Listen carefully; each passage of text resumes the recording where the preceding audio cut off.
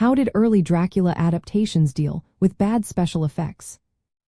Imagine trying to bring a vampire to life with the limited tools of the early 20th century. That's exactly what filmmakers faced when adapting Dracula for the screen.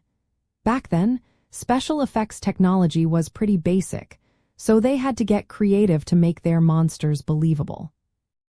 The first big challenge was that film technology was still in its infancy. Silent movies couldn't rely on sound effects or digital tricks.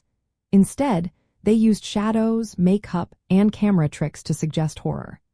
For example, in the silent Hungarian film from 1921, most of the effects are lost to time, but it's believed they used exaggerated costumes and lighting to create a spooky atmosphere. The most influential early adaptation is F.W. Murnau's Nosferatu from 1922. Since it was an unauthorized version of Dracula, they changed the name and some details, but the effects were still limited. To make Count Orlok look terrifying, they used shadow play, which cast long, eerie silhouettes. They also used forced perspective to make the vampire look larger and more menacing. The makeup was simple but effective, with sharp features and bald heads that made the creature look more monstrous. These techniques weren't fancy, but they created a mood that still haunts viewers today. When sound movies arrived, filmmakers had a new set of tools, but they still couldn't do much with effects. In the 1931 film Dracula, directed by Todd Browning, they used fog machines, puppets, and lighting tricks. For example, Bela Lugosi's eyes were lit from below to make them glow, giving him a more sinister look.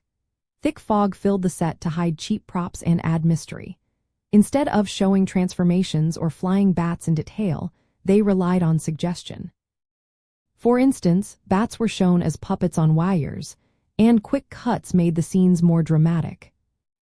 The Spanish version of Dracula, shot at the same time, used the same sets but focused on better lighting and camera angles. This made the scenes look smoother and more atmospheric.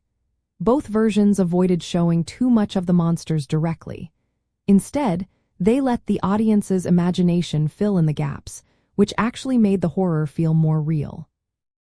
Later films, like the Hammer movies from the 1950s, had access to color film and better makeup. But these early adaptations proved that you don't need fancy effects to scare people. Using shadows, lighting, and clever camera work, filmmakers turned their limitations into strengths. They showed that sometimes what you don't see is scarier than what you do.